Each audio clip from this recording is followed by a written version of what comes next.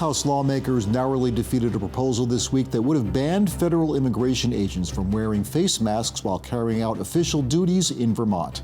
When I look deep in my heart, there is a moral imperative to protect Vermonters from abduction by masked, unidentified, armed people. Voting yes will do absolutely nothing to stop ICE from wearing masks in Vermont. This administration acts with impunity regarding the Constitution, the rule of law, and our democracy. Plus, lawmakers attempt to reorganize supports for unhoused Vermonters, and the state routinely pockets money that belongs to foster kids. A bill headed to Governor Scott could end that. All that and more ahead on Vermont This Week.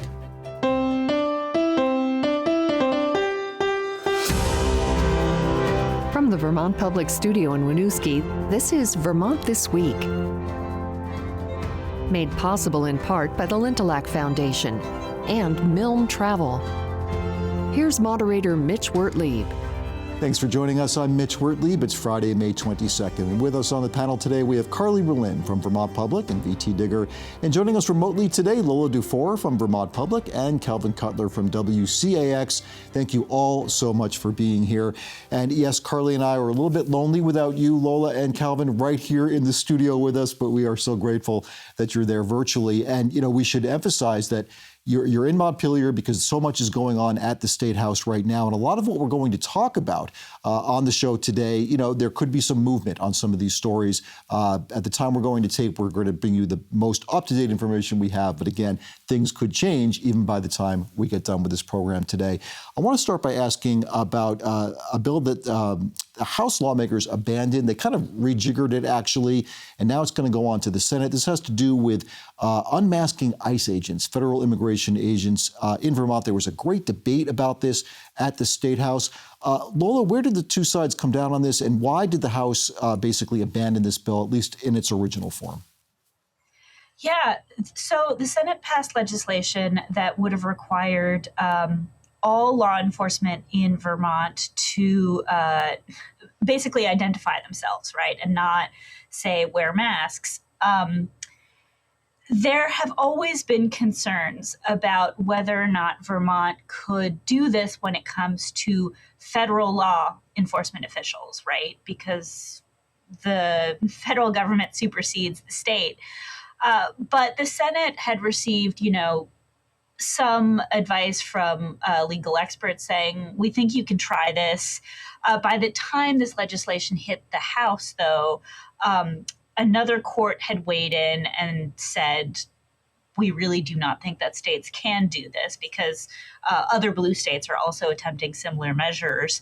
And so House lawmakers moved forward with a version of this bill this week that gave up on forcing these measures when it comes to federal law enforcement. So it still requires state and local law enforcement to identify themselves, to not mask, except, you know, in certain circumstances. But when it comes to federal law enforcement, the House has basically said, we don't think we have the legal authority to do this. And Calvin Cutler, as I understand it, a lot of the debate over this, we heard, you know, a couple of the clips there at the top. And, you know, one was, look, some lawmakers feel we should do this, if only symbolically, to say we support Vermonters. We don't want federal agents whisking people off in vans, et cetera. But it's also true, right, that the other side is saying if, as Lola was saying, federal law supersedes this, Vermont could be faced with some court cases, right, that would cost a lot of money if the feds challenge this. Yeah, totally. I mean, it was a decision out of the Ninth Circuit that really sort of set the ball rolling on this, and questions about whether this could actually meet constitutional muster. And it was interesting, as Lola mentioned, I mean, this bill was moving forward, but there was an amendment on the floor where there were a lot of rank and file Democrats that were really sort of bucking party leadership and saying, no, actually, we should move forward with this. Number one, Mitch, as you just pointed out, you know, symbolically saying we're taking a stand against ICE, taking a stand against what many see as a federal overreach in terms of law enforcement.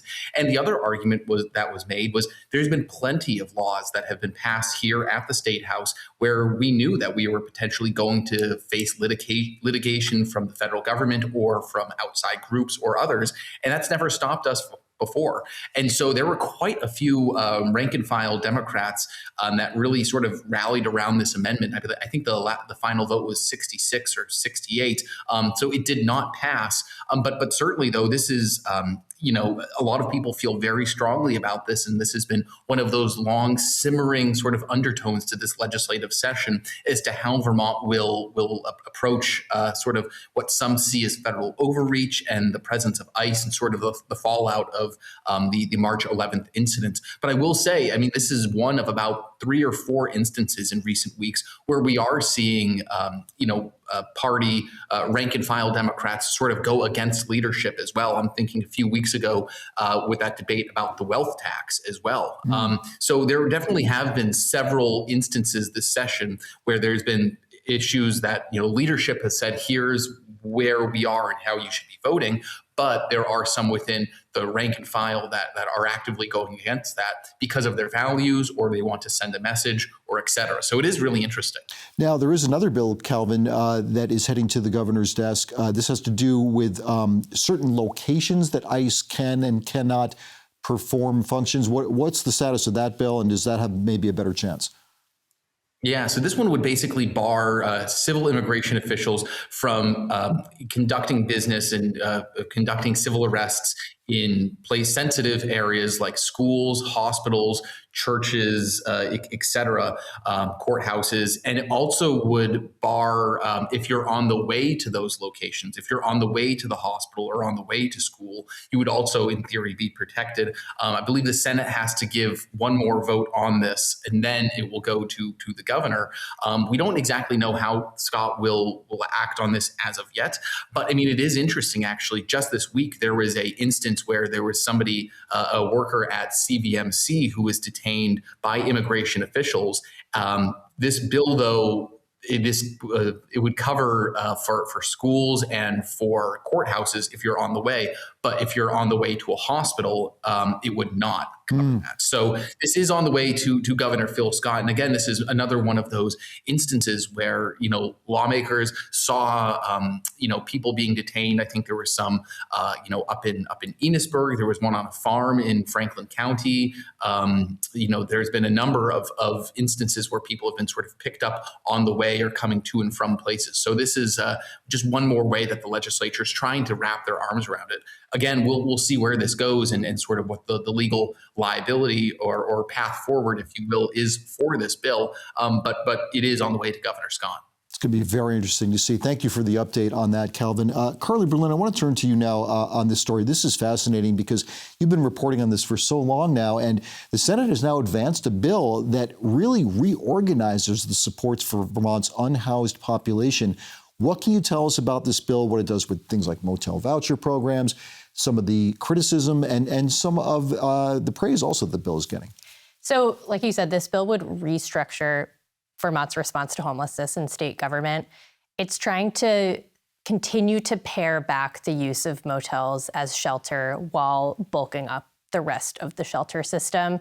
So it creates this system of basically levels of shelter and services. So the idea is, you would enter the door and first get offered these prevention services. So like paying for back rent, trying to divert someone from needing to leave an apartment or something like that. So that they're not unhoused in the first place. Exactly. Yeah. And then, if that doesn't work, the next step would be what's called in this bill a highly structured shelter with wraparound services that would try to move someone into housing quickly.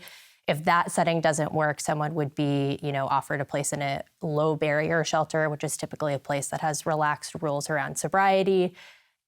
This works only if there are enough spaces for people to go to in these different levels of shelter. And this bill does appropriate about $83 million for these, different levels of shelter and services. Is this dedicated money, Carly, that will be each year that folks who deal with housing and advocates can depend on? Well, for this year, the legislature is not making promises for what levels of funding would look like in the future here. Right. Now, some housing advocates are saying that a couple of things.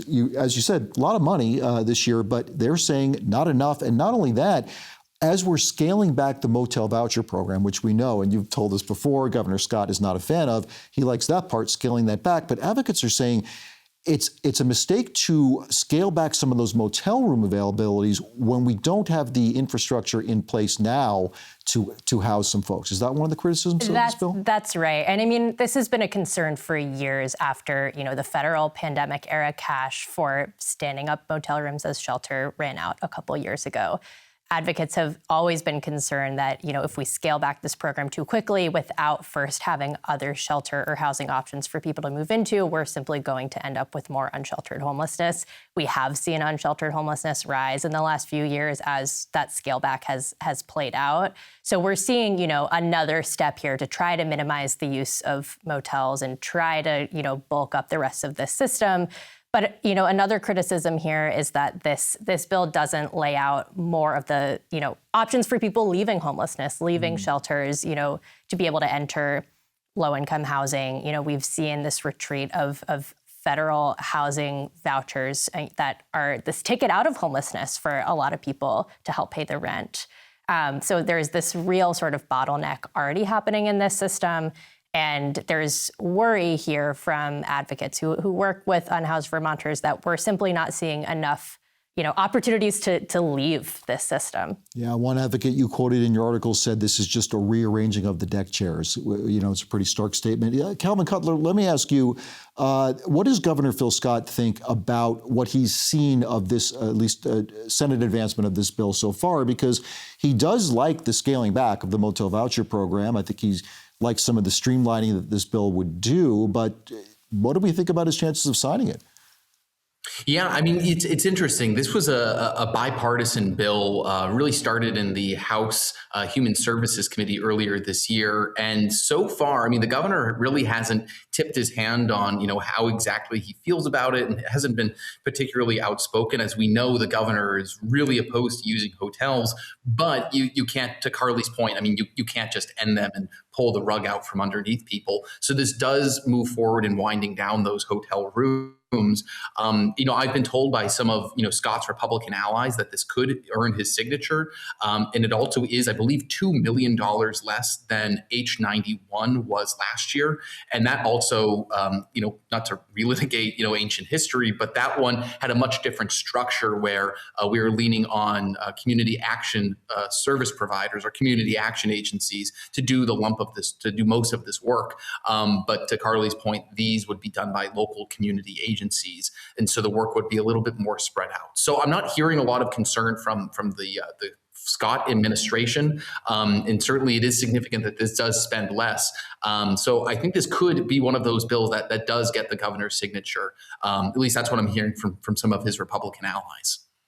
And do you agree with that, Carly? Is this looking like it might get the signature? Yeah, I mean, I think we've seen administration officials working closely with legislators on this throughout the session this year. And, I think the hope this whole time is to be able to create a bill that's passable and, would be able to earn the governor's signature. This is the sort of bill that, makes a lot of people a little bit happy and makes a lot of people a little bit angry in this world. And I think the observers are expecting the governor to sign on, but, he hasn't promised yet. We shall see. We're going to get to some more housing issues in just a moment. But first, Lola Duffort, fascinating story that you brought to our attention recently about foster kids in Vermont who go through the foster system. They are eligible for federal benefits. And it turns out that Vermont, specifically the Department for Children and Families, has been taking some of that money to pay for the foster care these kids had. Do I have that right? Yeah, so some foster kids are eligible for federal benefits, and these are foster youth that specifically either have had a parent die or both of their parents die, or who have a disability, and so are eligible for certain Social Security cash benefits. And what has been happening in Vermont, as well as other states, we're not alone in this, is that our child welfare agency has been claiming this money for themselves and not setting it aside so that, say, that child has that money when they age out of the system. Instead, the state has been reimbursing itself for the foster care services that these kids receive. Advocates have been really livid about this for a long time and saying that no child should be forced to pay for their own foster care. But it hasn't really gained a lot of traction. It hasn't gotten a lot of attention until recently. But this year, lawmakers passed a bill. It is on its way to the governor's desk that says, okay, we're going to stop doing this by 2028. Well, you talked to a woman in the story who's 18 years old now, and she was one of these folks who was, eligible for this money. I want to make sure I've got this right. Are they not getting the money they were owed because DCF was taking a portion of that away, or is it that it's deferred and they get it later? Do they get the money at all? No, they don't get the money. DCF has been getting this money. I mean, that's... of course, once they age out of foster care, they're eligible for the benefits that they might continue to accrue, but any benefits that they accrued while in foster care, if DCF has decided to claim that money for themselves, they've been allowed to do so. And currently, about 80 kids are eligible for these sorts of benefits that are in DCF custody. And DCF has told lawmakers, right now their federal benefits are offsetting our budget to the tune of $800,000 a year. $800,000 a year for those 80 kids? Yes, those 80 kids have been paying $800,000 a year towards their own foster care. It's, this practice is legal. What's interesting is that while federal regulations have allowed this, the Trump administration has kind of jumped onto this chorus of people starting to call for change. And so advocates in Vermont found themselves with slightly unlikely ally of the Trump administration. The top federal child welfare official wrote to governors late last year, to 39 governors, including Phil Scott, last year, and said, you really should stop doing this. These are not, this is not in the spirit of what these federal benefits were intended to do. They sent to governors like a template executive order saying, you could, with a stroke of your pen, stop doing this. Please do so. But in this case, it's taken legislative action. Well, very briefly here, Lola, before we move on from this, let's say Governor Scott does sign this bill to stop that practice, which I'm going to go ahead and guess that he will. But you mentioned that money that DCF was saying, would that hurt their budget? Would it hurt their ability to do what they do if this money was no longer available to them? That's what DCF says, right? And DCF has said, look, we're in principle totally okay with moving away from this. We get it, but we're going to have to find $800,000 elsewhere or stop providing certain services. The advocates I've spoken to have said, sure, you're going to have to find that money elsewhere, but in the grand scheme of the state budget, I bet we can find it. Okay. But that has been the objection, right? This anxiety about, okay, where else are we going to find this money? Yeah, and that seems to be a theme with a lot of different things. But thank you very much for that update, Lola. It's a fascinating story. Calvin Cutler, where are we right now? Again, we're emphasizing that you and Lola are both in Montpelier because there's so much going on at the State House at the moment. Where are we in this legislative session of overtime, especially related to education reform? What's going on? Yeah, totally. And Lola, feel free to jump in as well. I know there's a lot of information that's totally swirling around. I mean, there has been, all eyes basically are on the education bill because that's the one Governor Phil Scott had said is the must pass, and he would veto the budget and keep lawmakers here until they advance a proposal that goes along with the framework of Act 73. Lola, I'll probably toss to you. You've got probably more up-to-date information than I. Yeah, I think that there is light at the end of the tunnel. We're in overtime, but Governor Scott made a really major concession this week. The primary hang up in negotiations has been the question of forced school district mergers, right? Governor Scott, legislative leaders, totally in agreement on a foundation formula, this idea that the state would basically take over budgeting. but they were not in agreement on forced consolidation. Lawmakers have long said they don't have the votes to make that happen.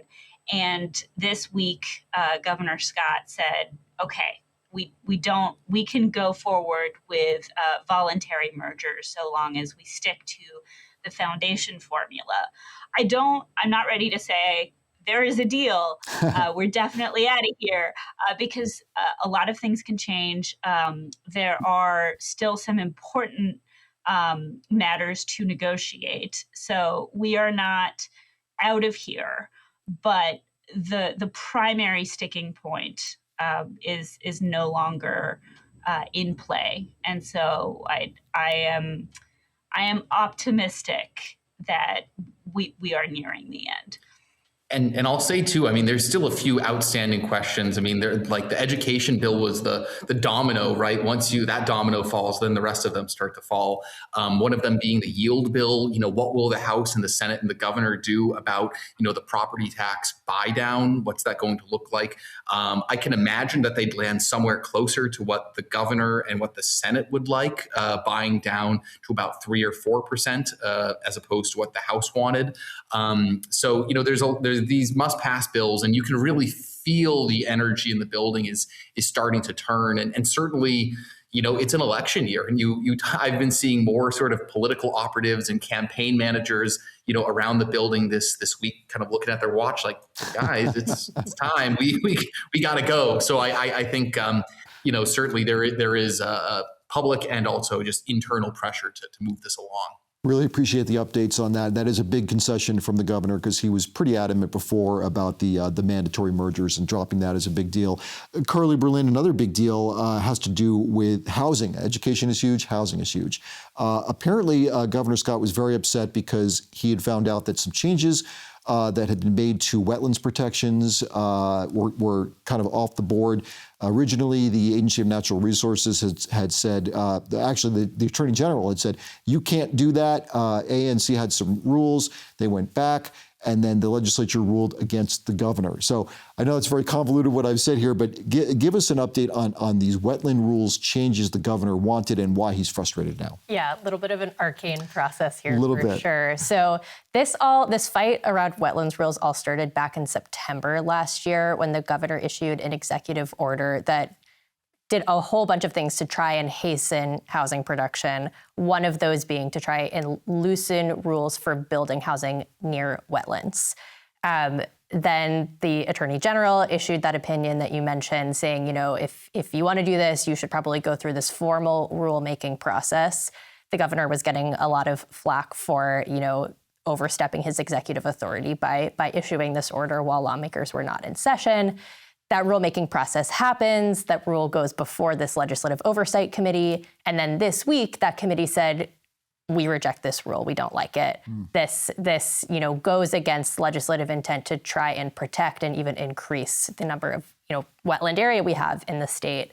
The governor, of course, is not happy about this and says, Democrats, don't care about trying to build more housing. They're not taking the housing crisis seriously. To be clear, though, these wetlands comprise about, 3%? It's a small area in the state, and these exceptions around building in wetlands only apply to a small portion of existing wetlands. These exemptions would only apply to areas that the state has designated for housing growth too. So places that are connected to municipal infrastructure, things like that. Right. So it is a small area, but I think that this comes at an interesting moment, right? We've talked a lot about Act 181 and debates over land use policy this year on the show. Sure. And, it comes at this moment when there's a lot of fighting between the administration and Democratic leadership in the legislature over, where do we encourage housing growth in the state? Where do we need more environmental protection? That can, those goals can be framed in opposition to each other. And, some of the lawmakers who rejected the real change from the administration say, this is a false binary. It's a false choice. We don't need to be choosing between these things. We can protect our wetlands and still build housing is one way of looking at it. But the governor it's a political statement. I mean, he's saying that it's the Democrats' fault because of this, that we're dragging our feet on housing. again, we go back and forth with these things, but all we know is that Vermont needs both. It needs protections from flooding and events like that, but it also needs more housing. And here we are with another sort of intractable thing at this point, it looks like. Yep. Yeah. I want to mention, too, that the House leaders issued a joint statement calling for civility in politics. This had to do with representatives saying that, they were getting some very nasty messages from people dealing with a lot of these issues we've been talking about today. And it was basically a call to say, look, we're Vermonters. We don't need the vitriol that we're seeing on a national level, certainly, and it shouldn't happen here. This was a joint statement that was released by House Speaker Jill Kowinski and Representative Patty McCoy, I believe. And so that's something else that we need to watch for as a lot of these things build up over time, and we're getting close to the end of the session. And I also want to mention that this time of year, with Memorial Day coming up, Vermont state parks are now open for the season, which is one of my favorite times of the year as well. Shout out to Niquette State Park, one of my actual favorites. Calvin, I want to go around and ask if you enjoy any of the state parks in our lovely state, and if you have a favorite. Underhill State Park, that's mine. Excellent. Lola Dufour? Great hiking. I really love the Groton State Forest. Groton State Forest is beautiful. Unmore Pond. Fantastic. And Carly Berlin? I like biking out on the causeway to Grand Isle State Park. Lovely things to do. Certainly hope you can get out and enjoy our state parks. And thank you so much to our panel this week. We had Carly Berlin from Vermont Public and VTDigger. Joining us remotely today, Lola Dufour from Vermont Public and Calvin Cutler from WCAX. Thanks so much for being here. I'm Mitch Wertlieb. I hope you'll join us again next week for Vermont This Week.